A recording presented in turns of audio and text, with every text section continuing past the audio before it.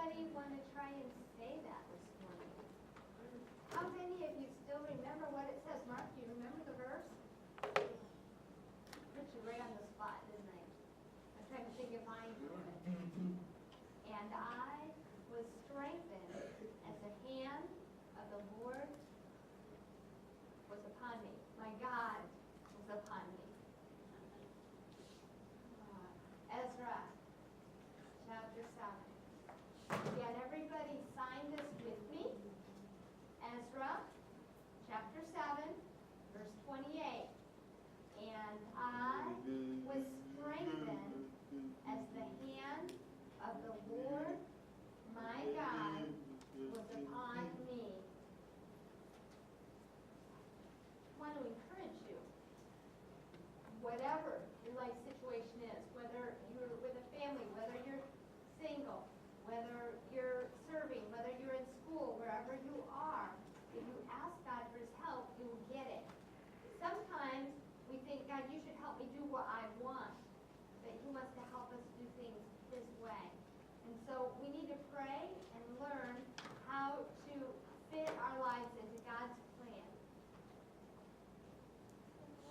Today we're going to look at one of the disciples of Jesus who had a series of things happen in his life. That disciple is Peter, and we're going to start in Matthew chapter 14, verses 22 through 33.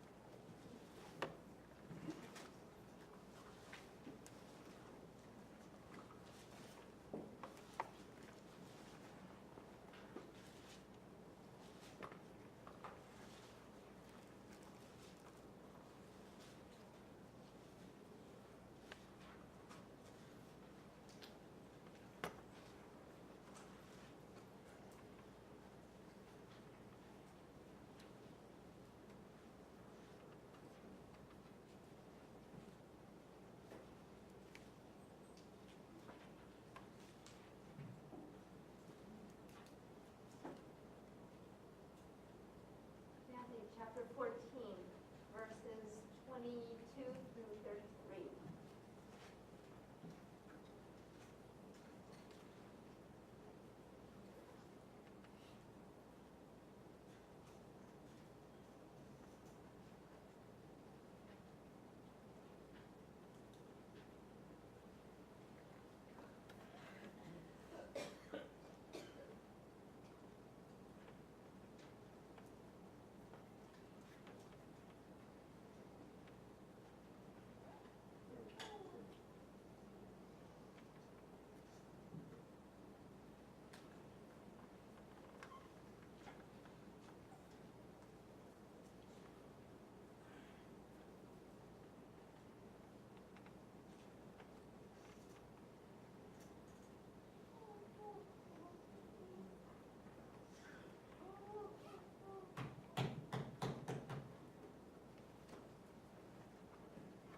Let me mention something before I get started. I believe it was on Thursday. I saw somebody walking by, and it was a lady, and she looked familiar to me. And I said, "Who is that?" And they said, "Cindy." And I said, "Cindy who?" And he said, "You know Joel Houlihan? The man who drowned in the canoeing accident?" I said, "How is she doing?" And the person told me they were doing fine. This July will be 2 years since he drowned. That was July. The first year was, of course, very turbulent for her, very rough to adjust. But they say that she is doing well. Pastor Scott and his family were going with her her family to the zoo on Saturday and planning on a good time. But she has accepted that God had a different plan for her life than she thought. Her children were very small and they're growing up, and things are different than they would have been. But she says God has been good to her. Sometimes we don't always understand why things happen. Then yesterday on the internet, I saw that Charlotte Hansen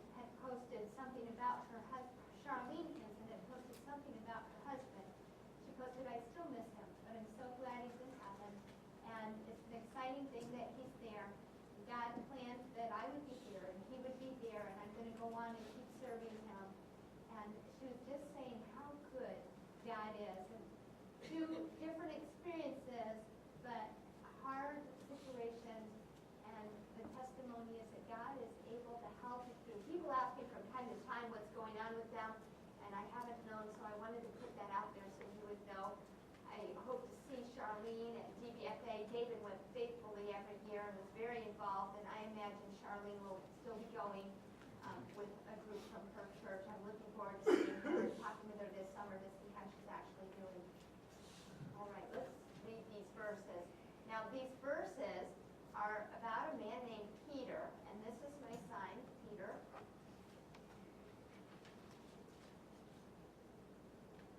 And it starts with Jesus, and it says, and straightway Jesus constrained his disciples to get into a ship and go before him unto the other side, while he sent the multitudes away.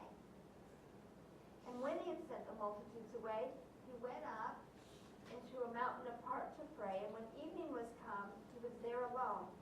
But the ship was now in the midst of the sea, tossed with waves, for the wind was contrary. And in the fourth watch of the night, Jesus went unto them, walking on the sea. And when the disciples saw him walking on the sea, they were troubled, saying, It is a spirit. And they cried out for fear.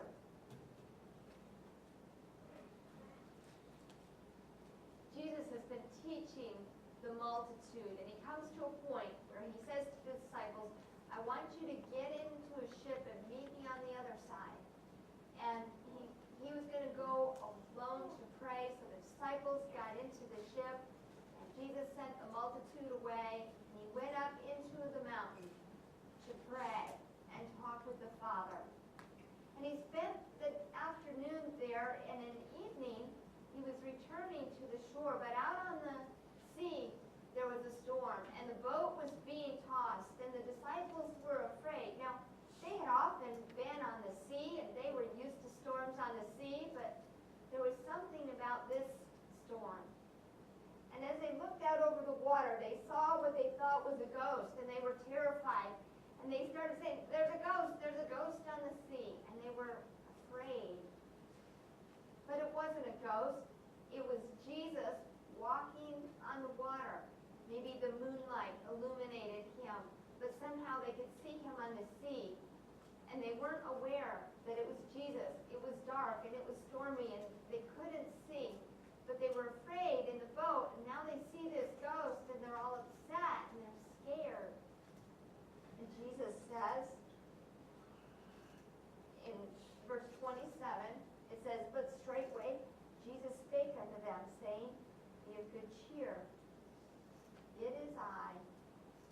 Be not afraid. Did you see that? The disciples, and he didn't say, What's the matter with you? Why are you worrying? I told you not to worry about anything. He just said, Everything's okay. Did he stop the wind yet? No. The wind was still blowing. The boat was still tossing. Jesus said, Be of good cheer. It is I. Be not afraid. He didn't tell him to stop first. He didn't command the sea and the storm to cease. Jesus said, Don't be afraid. I'm here to help. You know, sometimes things change in our lives that we didn't expect. Situations arise that we wish we could end. And we want Jesus to stop the situation. But he says to us, I'm here to be with you and help you. And we want that thing to stop. Maybe it's a problem. Maybe it's a financial difficulty. Maybe it's a personal issue. And you just want that thing to go away. Jesus says, be of good cheer. Really? Seriously? You want us to be happy in all this mess? What happened to fun? Jesus says, be of good cheer. I'm here with you. Now, if I were one of those disciples, I'm sure I would have been just like they were in that boat. But Jesus says, be of good cheer. It is I. Be not afraid. Can you imagine what a ride it must have been? Now, I've ridden a few boats, but I think the worst boat I ever got on in my life was in Australia, right, Christine? In Australia. That was the worst boat ride ever. We went out for an all-day boat tour, and we were out on the boat. We had heard that there was a whale, and we were trying to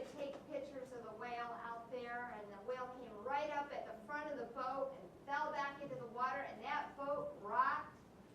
It was wild, and we went just about perpendicular to the water, or parallel to the water. We went all the way down, and then again, that whale came up and slammed into the water, and that boat went. It was a beautiful sunny day. The sea was fine, but that whale caused that boat to churn. And it was scary. It was a neat thing to see, but it was scary when the boat dipped that way. And then the whale was gone, and everybody was trying to get some last-minute pictures as it swam away. But it was rough. But not like this storm. This was a high storm. And to add to it, there was a ghost on the sea, and the disciples were afraid. Now, the disciples had been with Jesus for how long at this point? By Matthew chapter 13, I would say at least 2 years they'd been with Jesus. They'd already seen all the miracles. They'd seen what he could do.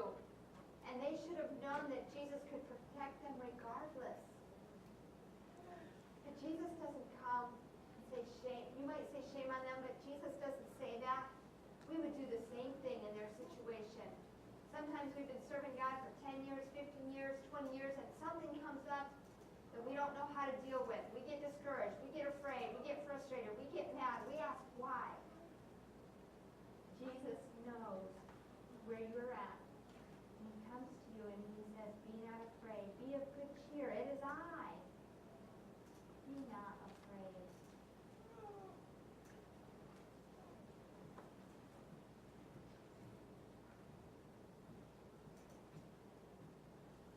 Now we come to not verse 27, but 28. Verse 28. And Peter answered him and said, Lord, if it be thou, bid me come unto thee on the water. And then if you'll go down to verse 29, and he said, come. And when Peter was come down out of the ship, he walked on the water to go to Jesus. Oh, wow. Peter's in the boat that's being tossed on the waves, and the disciples are afraid, and there's a ghost on the water, and Jesus comes walking on the water. He says, be of good cheer, be not afraid, it is I. And Peter looks, and he says, if you're really Jesus, call me, come to you on the water. Jesus says, come. And Peter gets out of the boat, not onto solid ground, onto the water where he should immediately sink, and he begins walking on the water to Jesus. Where were the other disciples? Still in the boat. Peter spoke rapidly, but Jesus didn't rebuke him and say, shame on you. And he didn't rebuke the other disciples either and say, well, look at Peter, he got out of the boat, and you didn't. God deals to every man the measure of faith. How much faith you have is different than other people's. But Peter had the faith to say, Lord, if it's you, tell me to come. Maybe Peter needed this encounter with Jesus.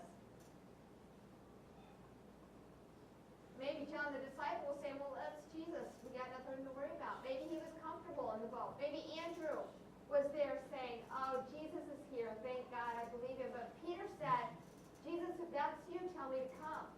And he gets out of the boat and he starts off on the water. Not everybody is going to respond the same. We all respond different to situations. But the focus of this story is on the response of Peter, who gets out of the boat and walks on the water. Can you imagine being there? I can see testing it. I'm pretty sure I would have gone straight down. I'm pretty sure if it happened today, I'd go straight down. Does it mean I have no faith? No, I don't know that it does. But Jesus told Peter to come, and he did. Verse 30. But when he saw the wind boisterous, he was afraid.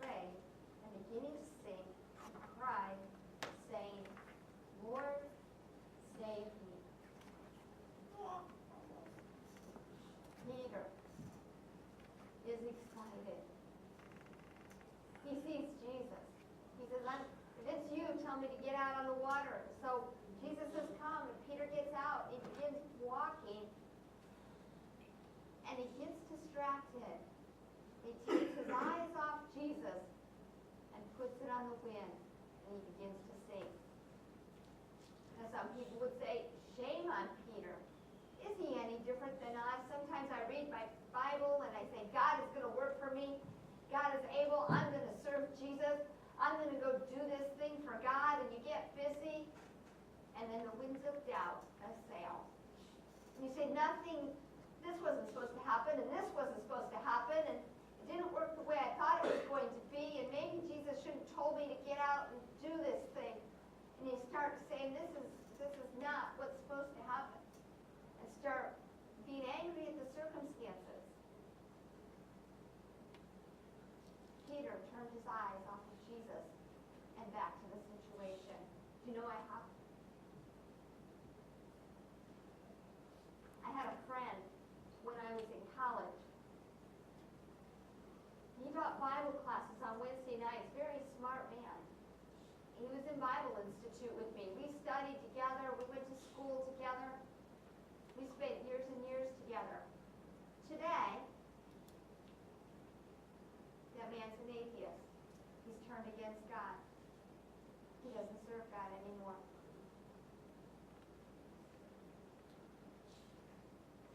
He said, I gave God my tithe, and I put my faith in God, and things happened that I didn't expect, and nothing worked out the way I thought, and I'm done with God. He got his eyes off of Jesus and onto life situations, and he sunk. He was a good man. I knew him. He was a good friend of mine, but today, he calls God a liar because he was reliant on the things of earth. We have to keep our eyes on Jesus. Tricia shared about the lady cooking last week, remember? About the lady who said, everything I have, God provided for us here in the jungle. What a shock. We complain here in America, and we have everything. But she could say, thank God that he provides the bowl I need out of the trees. Thank God for all the things I have that come from the earth. No Walmart, no Lowe's, no, the things that we rely on so much. She just turns her eyes to the Lord and says, thank you for what I have. Sometimes we think the American way of life is the way of life, and if we don't get the American way, that God has somehow failed us. And if you don't get all that America offers, somehow God has failed to provide for you, and you begin to sink in that. It's a good thing that when Peter began to sink, he cried out. He cried, Lord, save me. If you're having struggles, if you're having doubts, what do? Call out to him. Say, Jesus, help. I'm confused. I can't see. I'm angry. I don't know what's going on. And he'll reach out and take you by the hand.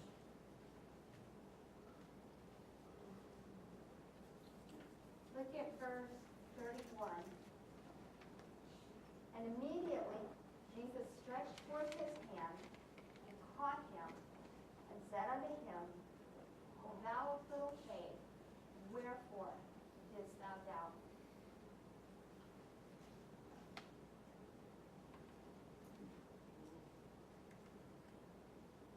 I read a book by John Phillips. He said maybe Peter had a little faith, but at least he had a little. But Jesus took him by the hand and said, Peter, I expect you to grow in your trust in me. Peter, when the winds come up and the storm arises, I want you to keep your eyes on me. I want you to know that it's me that's going to help you. Peter, take hold of my hand. As Peter began to sink, he cried out, Lord, save me. And Jesus drew him up out of the water.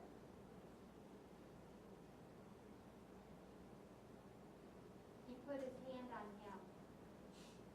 Do you think Peter was perfect after that? No, Peter still made lots of mistakes. But Jesus put his hand on Peter and said, Peter, I am here to help.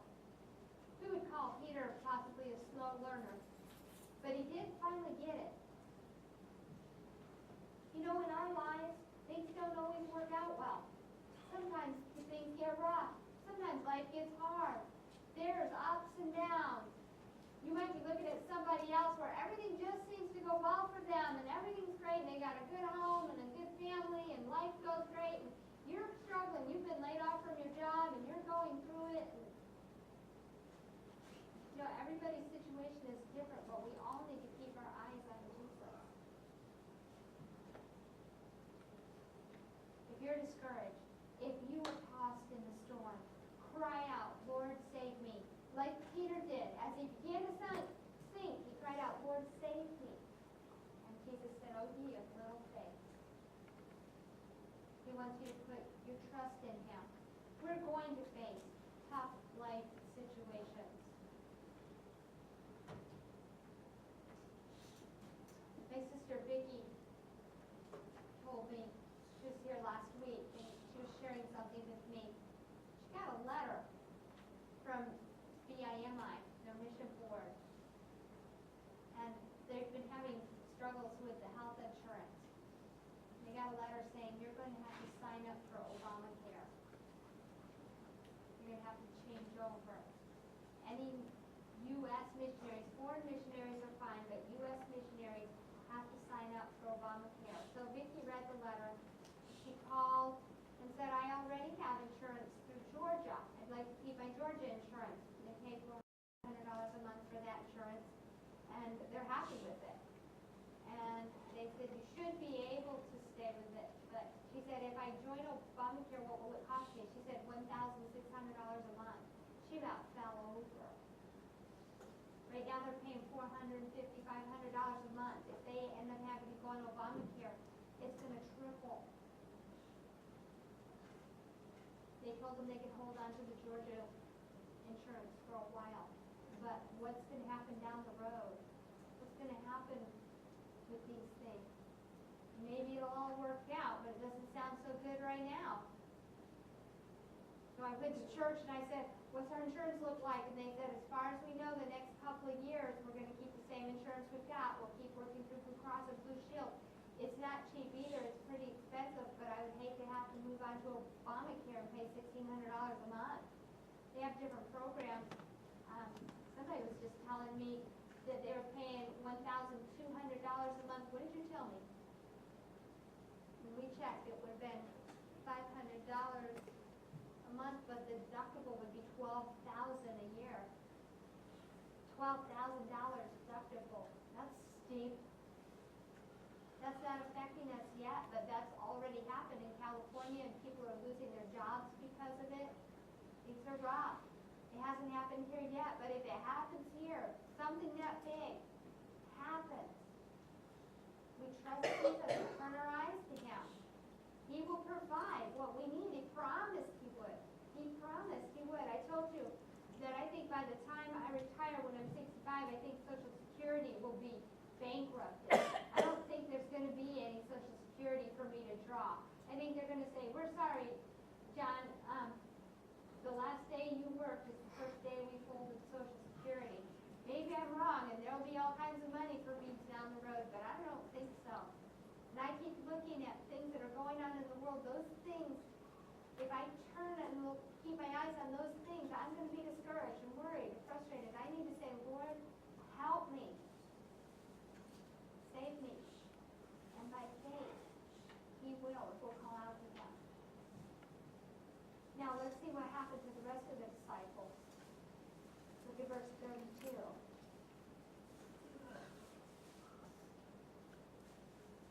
And when they were come into the ship, the wind ceased. Then they that were in the ship came and worshipped him, saying, of a truth, thou art the Son of God. Do you get this? Peter and Jesus are out on the waves in the storm. The storm has not stopped. The winds are still blowing. The waves are still tossing. Peter and Jesus get into the boat, and then the waves cease and the wind. And the other disciples said, this is Jesus, the Son of God, and they worshiped him. Now, if there had not been a storm, and everything was just riding along smoothly, they would have had less interest But when they saw Peter get out of the boat, they saw Peter begin to sink, and they saw Jesus pull him out, it made them more shocked.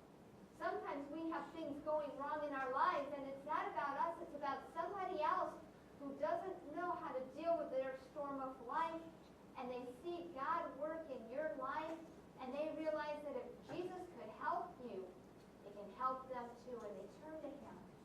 Sometimes we have to go through something hard so that God can work out a plan in someone else's life. And if you complain through the whole thing, you're going to ruin the testimony that you have to those people. You need to keep your eyes on Jesus. You have to recognize that he has a plan. You have to go through it, the good, the bad, the times where things don't go the way you thought they would, when plans fail and everything seems lost. Keep your eyes on Jesus, because somebody is watching your attitude to see what you're going to do in the storm. You might help somebody else be a stronger Christian for your storm. If you don't make it through your storm, what are they going to benefit? I think about Carolina. I'm on the players' Facebook, and they created what they call Team Carolina, and their theme is Believe. And they post testimonies about what God is doing. There's many times, I'm sure, that are discouraging, but they keep posting the things that God is doing. And through this, they are reaching other families. They're being a testimony to other people. And it's so impressive how God is using it. You could just be sad and stay home and pout and mourn your losses, but they're using the testimony of Carolina to show how they're trusting God, and they're reaching other people. And there's going to become a time when people remember what they did and how they trusted God, and those people are going to be blessed. Does that mean Carolina will be healed? It doesn't necessarily. Not everybody gets healed. I told you about evangelist Tom Williams. I met him the first time in 1980 at summer camp. He was an evangelist, preached for many, many years. I think it was already back in 76 or 77 that he and his wife had made several trips to Israel. And one year, as they were in Israel, they were traveling, and his wife was suddenly ill. They took her to the hospital, and she was not doing well at all, and doctors were baffled. The Israeli doctor said, you need to take her back to the United States and get help there, and they didn't have money for it. But he somehow brought her to the United States. They brought her here, and she went into a coma. She was extremely ill. And one day she just woke up. Just woke up. Didn't know anybody. Couldn't communicate. Everything that she knew was gone. She was like a baby. She didn't know Tom. She didn't know she was his wife. She didn't know anything. They had to start from scratch, teaching her everything. She was 40, 50 years old. They had children. They'd been married 20 or 30 years. Didn't know her husband, didn't know her family. They had to start teaching her from the very beginning. She didn't know how to go to the bathroom on her own. She had to wear diapers. She had to be taught how to eat, how to do everything. So she started learning. By 1980, when I was in camp 3 years later, he called his wife, and his wife came to the platform with his nurse and said, say hi to the people. And she said, hi, tell them your name. So she said, I'm your wife. And he said, do you remember me from a long time ago? She said, no. She was about fourth or fifth grade level developmentally at this time. And he showed her pictures, and she had to identify who was her mom and who was her kids and who her family members were. But he said God still had a plan for my life. I don't think there was a dry eye in the place. But he said, God loves you. He used their family to reach so many people. He wound up on TV. He wound up traveling to places he never would have gone. made a difference to me. That made me, when I saw him follow God the way he did, it made me worship God. His wife never healed completely. She never recovered to the woman that she had been. She never did. But he just trusted God. Would I respond like he did? I don't know. But it was a testimony to me. I said, thank you, Lord, for that testimony. Why did he bring him that storm? He became such a good preacher. In 1980, is when I met him. I still think about him today. When everything goes wrong, people are watching. When you go through hard times, and you will, keep your eyes on Jesus. And if you start to sink, cry out, Lord, save me. And he will. And you'll be stronger for it. If you never face any problems, you never have any trouble, you will never address your weaknesses, and you will never grow stronger for the Lord. He brings those things to encourage you to grow in him and rely on him. Problems will not stop. You're going to face challenges and struggles and the rest of your life. When we look at the story of Peter, he had a lot of other challenges, but God touched him. And he made him stronger. What happens to Peter later? We see Peter a great success because he learned to depend on Jesus. He was forced to. You can decide to be mad and angry about your problems and quit on God, or you can accept them for what they are. Maybe you hate going through it, but you're going to keep your eyes on him and you'll come out stronger for it. Which is it going to be? You want to be better? You want to be closer to God? Keep your eyes on him. Rely on him. Let him help you.